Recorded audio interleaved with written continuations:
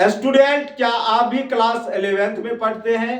तो आज मैं आपके लिए मैथमेटिक्स का एक बेहतरीन क्वेश्चंस लेकर के आया हूं, वो भी कॉम्प्लेक्स नंबर का, मतलब सम्मिश्र संख्या का एक बेहतरीन क्वेश्चंस है। और वही स्टूडेंट इस क्वेश्चंस को हल कर सकते हैं जिसके पास अच्छा कॉन्सेप्ट होगा कॉम्प्लेक्स नंबर्स का, अन्यथा दूसरा कोई स्टूडेंट हल नहीं कर सकता है। लेकिन याद रखिएगा, अभी मैं यहां पे खड़ा हूं तो आप लोगों को 1% भी प्रॉब्लम नहीं होने देंगे, ये मेरी गारंटी है। अगर आपको कॉम्प्लेक्स नंबर का जीरो भी नहीं पता है, आई भी पता नहीं है, तो आपको टेंशन लेने की कोई जरूरत नहीं है, क्योंकि मैं आपके साथ हूं। और आज जो प्रश्न मैं लेकर के आया हूं, इस क्वेश्चंस को आप ही हल करेंगे। सिर्फ मैं आपको कॉन्सेप्ट बताने वाला हूं, और कॉन्सेप्ट के साथ साथ 2-3 एग्जांपल भी देख लेंगे बढ़िया तरीके से।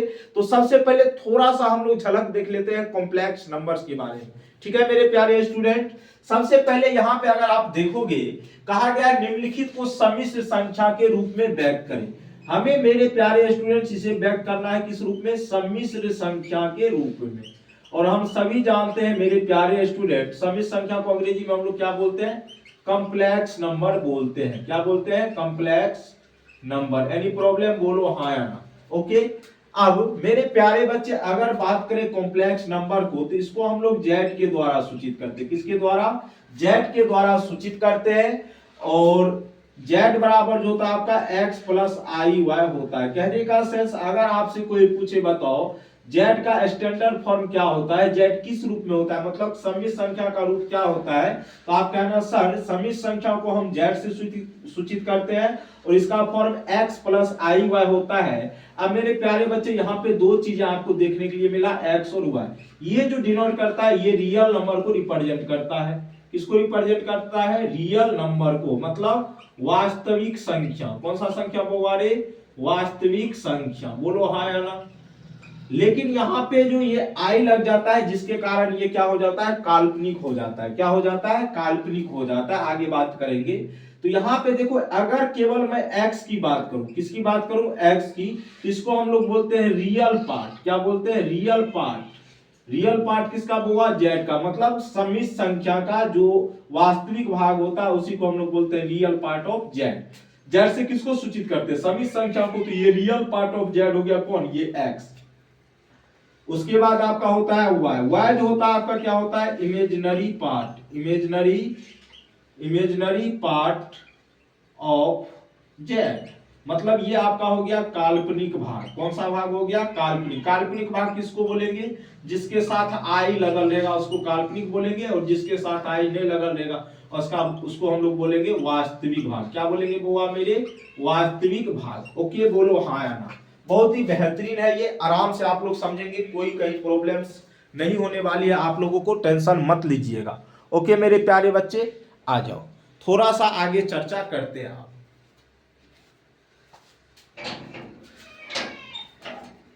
अब थोड़ा सा अगर हम आगे बढ़ेंगे, तो यहाँ पे एक हमारे महान गणितज्ञ थे यूलर साहब। क्या नाम था उसका? यूलर। यूलर साहब नाम का एक मैथमेटिशियन थे, मतलब गणितज्ञ थे, जिन्होंने काल्पनिक भाग अगर मान के चलो, जैसे रूट के अंदर कोई संख्या माइनस में -1 लेते हैं, तो इसके लिए आई का यूज किया था। किसका यूज किया था? आई। आई मतलब आयोटा होता है। क्या होता है मेरे प्यारे बच्चे? आयोटा। और अगर आई का वैल्यू रूट अंडर -1 होता है, तो आई स्क्वायर का मान आपको पता होना चाहिए कितना होगा? -1 होगा। कितना होगा? आई स्क्वायर का मान -1। और इसी पे हम लोग जो है अभी सवाल को करने वाले हैं। तो फिर से मैं समझा दूं, जेड से कॉम्प्लेक्स नंबर को डिनोट करते हैं x प्लस आई वाई, इसका स्टैंडर्ड फॉर्म होता है। x और y किसको रिप्रेजेंट करता है? तो वास्तविक संख्या को। उसके बाद x को हम लोग क्या बोलते हैं? रियल पार्ट ऑफ जेड, मतलब वास्तविक भाग जो होगा सम्मिश्र संख्या का। y को क्या बोलते हैं? इमेजिनरी पार्ट ऑफ जेड, मतलब काल्पनिक भाग जो होगा किसका? इस संख्या का, उसको। ओके मेरे प्यारे बच्चे, आ जाओ आगे। अब मेरे प्यारे बच्चे, इसी का यूज करके इस क्वेश्चन को आपको क्या करना है? हल करना है। इसमें कहा गया निम्नलिखित को सम्मिश्र संख्या के रूप में व्यक्त करें। तो पहला नंबर है 5 - 7 रूट अंडर कितना है? -21। बोलो हाँ या ना। बस इस माइनस को हटा दीजिएगा ना, और आई को ला दीजिएगा, तो सम्मिश्र संख्या के रूप में व्यक्त है। तो 5 को तो हम कुछ नहीं कहेंगे। उसके बाद 7 है, रूट अंडर -21 है, इसको क्या हम ऐसे लिख सकते हैं? रूट अंडर 21 गुना रूट अंडर -1, आप कहेंगे सर बिल्कुल, तो ये हो जाएगा 5 - 7 रूट अंडर 21 है तो 21 गुना, अभी जस्ट बताया रूट अंडर -1 का वैल्यू क्या होता है, कहेंगे सर आई होता है, कोई दिक्कत नहीं। तो ये आपका हो गया 5 - 7 रूट 21 आई, दैट इज योर आंसर। देखिए तो क्या ये समित संख्या के रूप में आ गया कि नहीं आ गया, बोलो हाँ या ना। अरे कोई दिक्कत नहीं भैया, आराम से आ गया, नो प्रॉब्लम। उसके बाद दूसरा क्वेश्चन को देखेंगे, दूसरा को देख लेते, कोई दिक्कत नहीं। रूट एक्स है भैया, रूट एक्स है 0 से बड़ा है, इसका मतलब जो है ये माइनस में तो नहीं होगा, ये तो फिक्स है। तो मतलब क्या हुआ, इसको हम ऐसे लिख सकते हैं root under x plus 0 into में क्या आई, फिर भी तो कोई फर्क नहीं पड़ेगा ना, लेकिन हमने इसको क्या किया, समित संख्या के रूप में व्यक्त कर दिया, और इसको हम लोग किससे सूचित करते हैं, जेड से, बस कहानी खत्म है। तीसरे नंबर चौथा नंबर एक क्वेश्चन हम आपके लिए ले लेते हैं, जैसे -b है प्लस रूट अंडर माइनस आपका 4ac है, बोलो हाँ या ना। अब यहाँ पे देखो सिर्फ इस माइनस को हटा के आई लाना है, तो -b plus root under 4ac लिख दीजिए, नो प्रॉब्लम। अब गुना में कितना, रूट अंडर कितना बोलो तो, यहाँ पे देखो माइनस है, क्या है हुआ माइनस, तो -1 लिख देंगे, -1 गुना 4ac -4ac होगा, -b प्लस रूट अंडर यहाँ कितना है 4ac, बोलो हाँ या ना।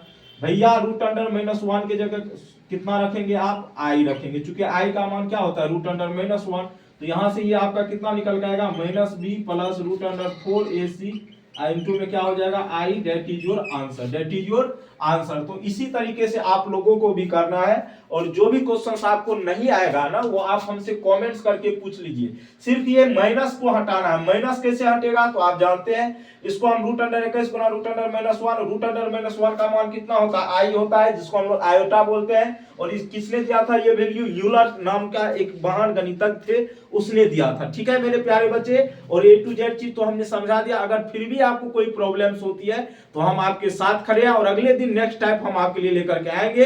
तो आज के लिए हम लोग इतना ही रखते हैं, बाय बाय, टेक केयर, जय हिंद, जय भारत।